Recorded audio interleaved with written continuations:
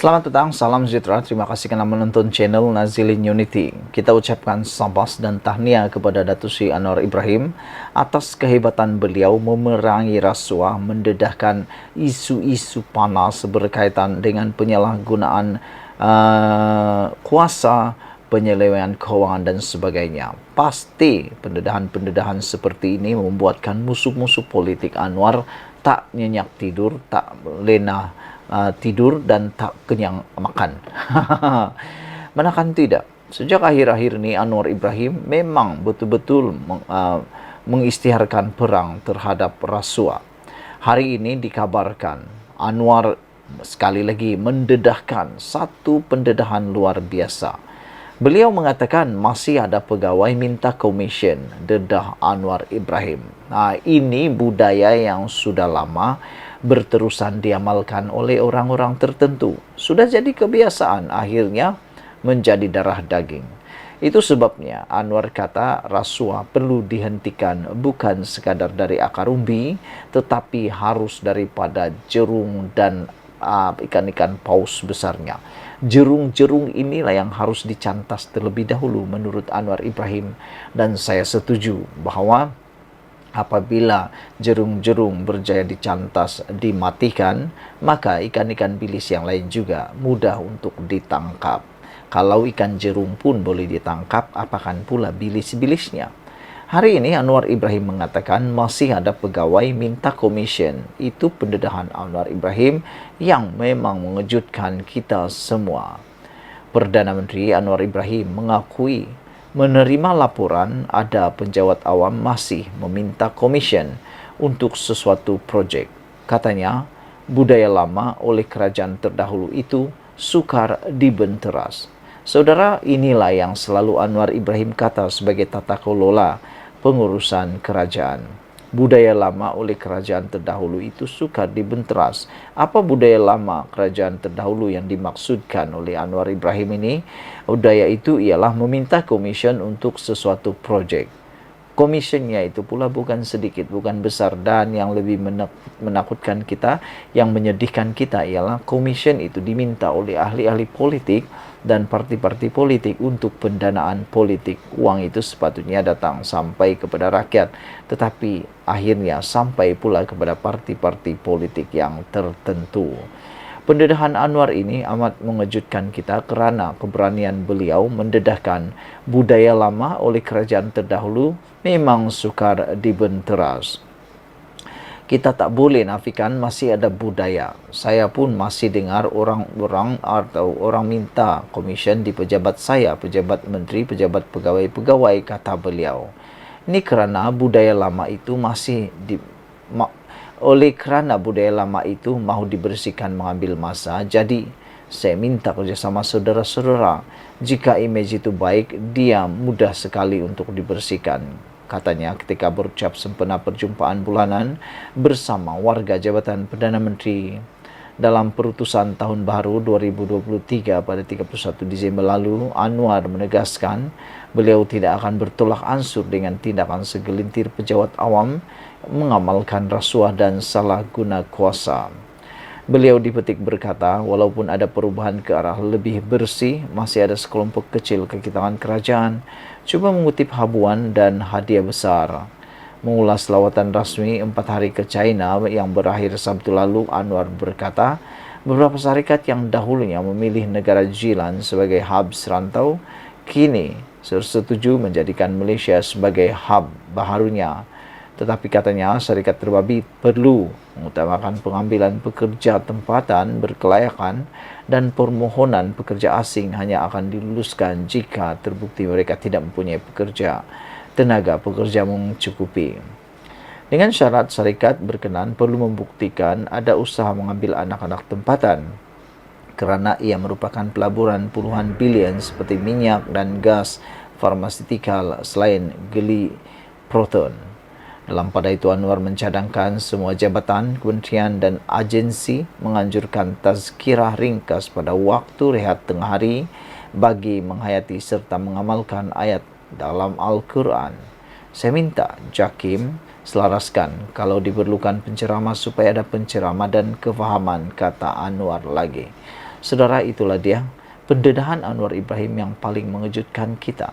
Apabila dia kata masih ada pegawai minta commission, dedah Anwar Ibrahim. Ikuti terus ulasan selepas ini. Selamat petang, salam sejahtera.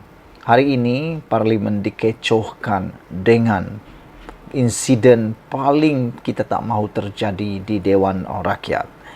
Insiden ini berlaku apabila semua ahli Parlimen Perikatan Nasional keluar Dewan. Wah, boleh kata semua pembangkanglah keluar Dewan.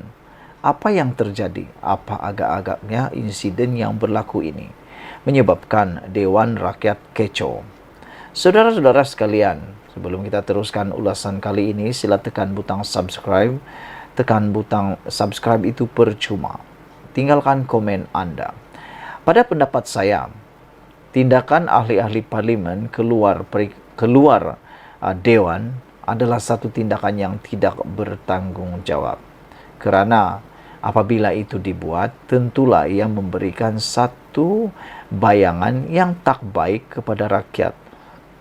Satu tanggapan yang tidak elok kepada rakyat berkaitan dengan ahli politik Malaysia. Tidak saja diikuti kehendak mereka, ugutan melalui keluar Dewan mula terjadi. Ini satu tindakan, satu kebiasaan yang harus dihentikan dengan segera. Ianya sepatutnya tidak dibiarkan begitu saja. Syukurlah tindakan timbalan Speaker Dewan Rakyat yang tegas membuatkan perkara ini bukan lagi menjadi satu ikutan.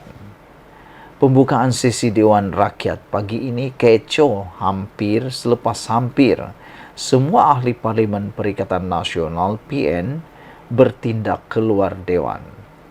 Tindakan itu dibuat selepas Dewan Rakyat menolak usul dikemukakan Wan Ahmad Faisal wal Ahmad Kamal di bawah Peraturan Mesyuarat 18 dalam kurungan 1 untuk membincangkan mengenai pengeluaran wang kumpulan simpanan wang pekerja KWSP secara bersasar. Wan Ahmad Faisal berkata, usul yang dihantar kepada yang dipertua Dewan Rakyat Datuk Johari Abdul Jumaat lalu ditolak atas alasan isu itu sudah dijelaskan Perdana Menteri yang juga Menteri Kewangan Datuk Seri Anwar Ibrahim dan timbalannya sebelum ini. Ya benar, saya pun ingat perkara itu telah dijelaskan. Kenapa nak ulang-ulang lagi? Hanya satu sebabnya diulang-ulang, kerana isu ini adalah isu yang amat popular dalam kalangan rakyat Malaysia. Jadi, apabila isu ini boleh dijadikan satu sentimen, boleh dijadikan satu modal, ianya akan terus diulang dan diulang dan diulang, dan itu boleh menjadi seakan-akan mereka hero pula. Walhal sebenarnya ianya sudah diterangkan, tak perlu diulang-ulang lagi. Saudara-saudara sekalian, adakah niat sebenar memperjuangkan KWSP ini benar-benar nak membantu rakyat ataupun sudah kehilangan modal dan semata-mata mahu mengambil peluang untuk ada modal bagi menghantam kerajaan pula? Wan Ahmad Faisal berkata, usul yang dihantar kepada yang dipertua Dewan Rakyat Datuk Johari Abdul Jumaat lalu ditolak atas alasan isu itu sudah dijelaskan Perdana Menteri yang juga Menteri Kewangan. Bagaimanapun, saya mendapat banyak pandangan daripada rakyat bahawa penjelasan dan ulasan kedua-dua menteri serta timbalan menteri baru-baru ini tidak memuaskan mereka, kata beliau. Izinkan untuk kami bahaskan perkara ini. Hari ini berbaki 2 hari sebelum kita tamat sesi hari ini. Bolehlah sekiranya dipertimbang supaya dapat membawa kepentingan orang ramai yang begitu memerlukan pengeluaran KWSP bersasar ini, katanya. Timbalan yang dipertua Elis Lau Kiong bagaimanapun berkata keputusan sudah dibuat Johari dan beliau tidak boleh mengenepikannya. Mengikut Peraturan Mesyuarat 43, keputusan Speaker adalah muktamad. Jika tidak puas hati, sila buat usul lagi, katanya. Bagaimanapun, keputusan Elis itu menyebabkan sebahagian ahli Parlimen Perikatan Nasional berdiri dan Sahidan Kasim PNR mempersoalkan keputusan itu kerana sudah tiada masa lagi untuk usul itu dibincangkan pada sesi kali ini. Elis tetap tegas dengan keputusannya menyebabkan ahli Parlimen Perikatan Nasional keluar Dewan sebagai tanda protes.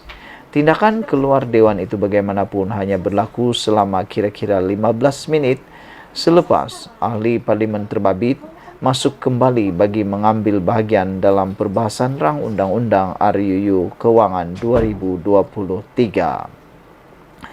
Saudara-saudara sekalian, itulah dia keputusan yang kita tunggu-tunggu berkaitan dengan insiden yang berlaku di Dewan Rakyat berkaitan dengan tindakan ahli Parlimen Perikatan Nasional keluar Dewan. Itu kita terus ulasan selepas ini.